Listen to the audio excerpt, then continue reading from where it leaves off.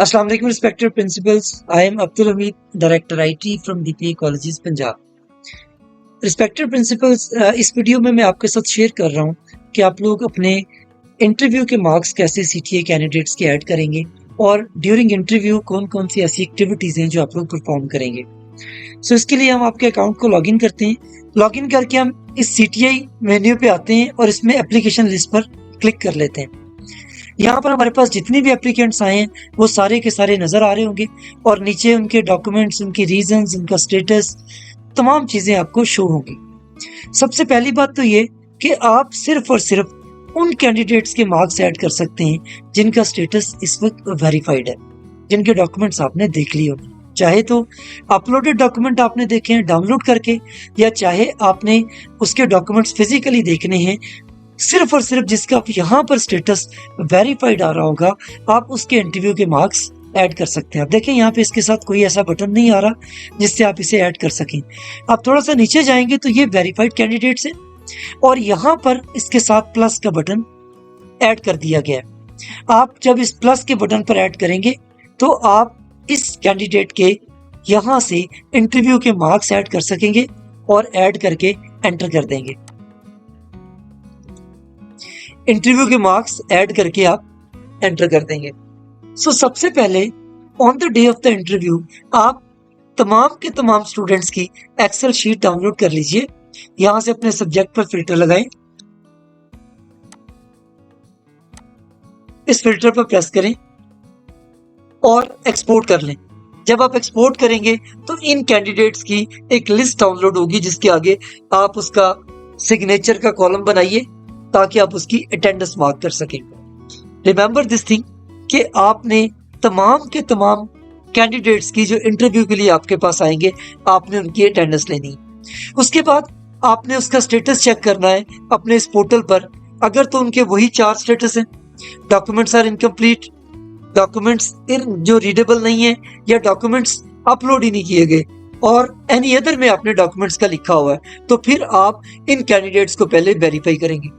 आप यहाँ क्लिक करेंगे और यहाँ पर क्लिक करने के बाद इस कैंडिडेट के तमाम डॉक्यूमेंट्स देख लीजिएगा।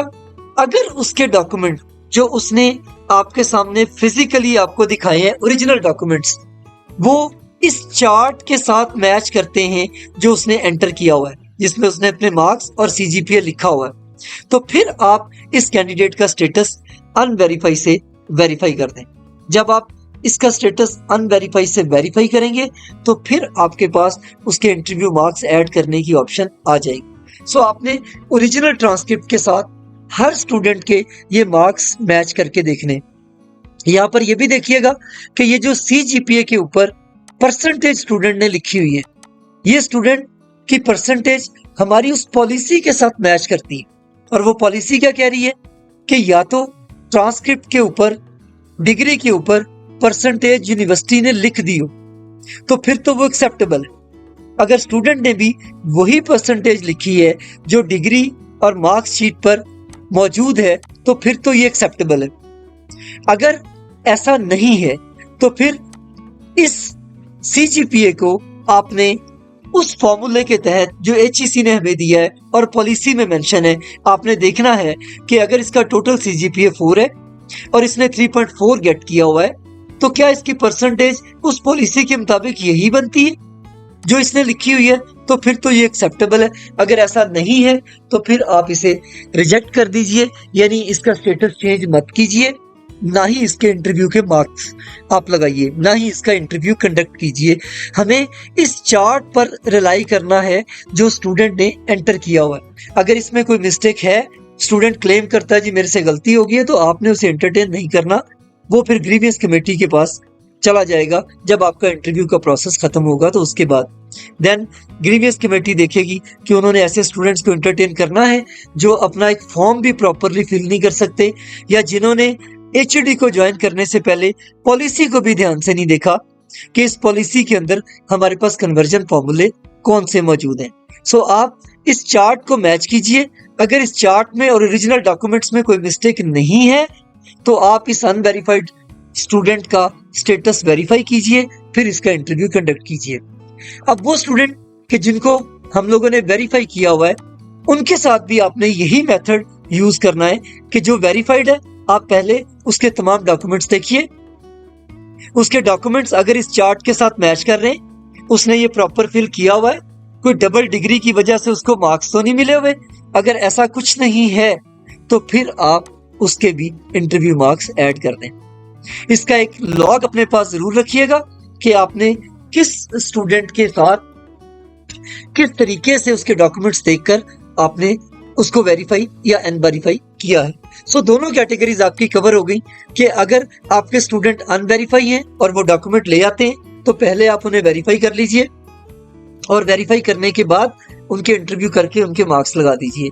और अगर ऑलरेडी वेरीफाइड है तो उनके भी मार्क्स ओरिजिनल डॉक्यूमेंट्स देखकर उसके साथ मैच कर लीजिए और इसके अंदर किसी भी तरह की डिस्क्रिपेंसी आती है, स्टूडेंट ने अपना बीएस की डिग्री एमफिल में भी लिखी हुई है, उसने अपनी परसेंटेज प्रॉपर नहीं लिखी हुई, परसेंटेज की ना हमारे पास रेंजेस मौजूद हैं, तो अगर उससे लिखने में थोड़ा बहुत मिस्टेक हुआ है लेकिन उससे रेंज चेंज नहीं हुई कि वो 70 से 80 की ब्रैकेट में है, वो 80 से 90 की ब्रैकेट में है, यानी अगर करेक्शन करने के बाद अगर उसके मार्क्स चेंज नहीं होते तो आप उसे एंटरटेन कर लीजिए, लेकिन अपने पास नोट कर लीजिए कि इस स्टूडेंट के साथ क्या प्रॉब्लम था।